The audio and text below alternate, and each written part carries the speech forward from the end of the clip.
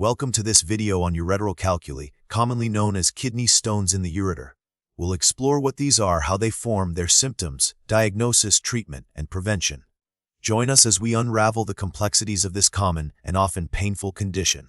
Ureteral calculi form when minerals and salts in the urine crystallize and clump together. Several factors can contribute to this process. Insufficient fluid intake is a major culprit, as concentrated urine allows minerals to saturate and precipitate. Diet plays a role with high intake of sodium, animal protein, and oxalate increasing the risk. Metabolic disorders like hyperparathyroidism and renal tubular acidosis can also promote stone formation. Finally, urinary tract infections, anatomical abnormalities, and certain medications can increase the likelihood of developing these stones. The pathophysiology of ureteral calculi centers around obstruction and irritation. Once a stone forms in the kidney, it may travel down the ureter, the narrow tube connecting the kidney to the bladder. The ureter's small diameter means even a small stone can cause significant obstruction. This obstruction leads to a backup of urine in the kidney, called hydronephrosis. The increased pressure stretches the renal capsule, causing pain. Furthermore, the stone's sharp edges can irritate and damage the ureteral lining, leading to inflammation, bleeding, and further pain. The body's attempt to expel the stone through peristaltic contractions of the ureter contributes to the intense, wave-like pain characteristic of kidney stones. Ureteral calculi are a relatively common condition, affecting a significant portion of the population worldwide. The incidence varies depending on geographic location, dietary habits, and genetic predisposition.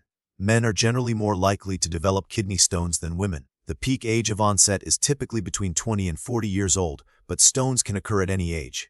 Individuals with a family history of kidney stones have a higher risk, as do those with certain medical conditions like obesity, diabetes, and inflammatory bowel disease. The symptoms of ureteral calculi can be excruciating and often sudden. The hallmark symptom is severe, colicky pain that radiates from the flank or back down to the groin, abdomen, or even the inner thigh. This pain often comes in waves as the ureter contracts in an attempt to move the stone. Other symptoms may include nausea, vomiting, hematuria, blood in the urine, dysuria, painful urination, increased urinary frequency, and urinary urgency. In some cases, if the stone causes a complete blockage, it can lead to a kidney infection, which presents with fever and chills. Diagnosing ureteral calculi typically involves a combination of imaging techniques and urine analysis. A non-contrast helical CT scan is the gold standard for detecting stones, as it provides detailed images of the urinary tract without the need for intravenous contrast. Ultrasound may be used as an alternative, especially in pregnant women and children, to avoid radiation exposure, although it's less sensitive for detecting small stones. A urine analysis can reveal the presence of blood, crystals, and infection. Blood tests may also be performed to assess kidney function and calcium levels. Kidney stones are often classified based on their composition. The most common type is calcium oxalate stones, followed by calcium phosphate stones. Struvite stones, also known as infection stones, are associated with urinary tract infections and are composed of magnesium ammonium phosphate. Uric acid stones are more common in people with gout or certain metabolic disorders.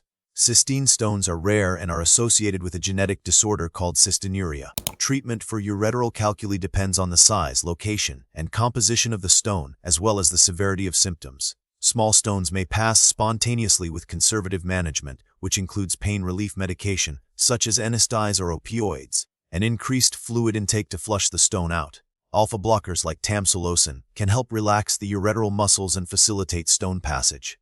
Larger stones or those causing significant obstruction may require more invasive procedures. These include extracorporeal shockwave lithotripsy (ESTL), which uses shock waves to break the stone into smaller fragments, ureteroscopy, where a small scope is passed through the urethra and bladder into the ureter to visualize and remove or break up the stone, and percutaneous nephrolithotomy (PCNL), a surgical procedure to remove the stone through a small incision in the back. Preventing ureteral calculi involves lifestyle modifications and, in some cases, medication. The most important preventative measure is to drink plenty of fluids, aiming for at least 2 to 3 liters of water per day.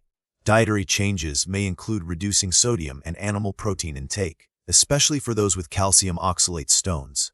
Citrate supplementation, either through diet or medication, can help inhibit stone formation. Depending on the type of stone and underlying medical conditions, specific medications like thiazide diuretics for calcium stones or allopurinol for uric acid stones may be prescribed. The prognosis for ureteral calculi is generally good, especially with prompt diagnosis and treatment. Most stones will eventually pass either spontaneously or with medical intervention. However, recurrence is common, so preventative measures are crucial. Recent research focuses on developing more effective and less invasive treatment options, as well as identifying genetic factors that contribute to stone formation. Nanotechnology and targeted drug delivery are also being explored as potential future therapies. Thank you for watching, and we hope you found this information helpful.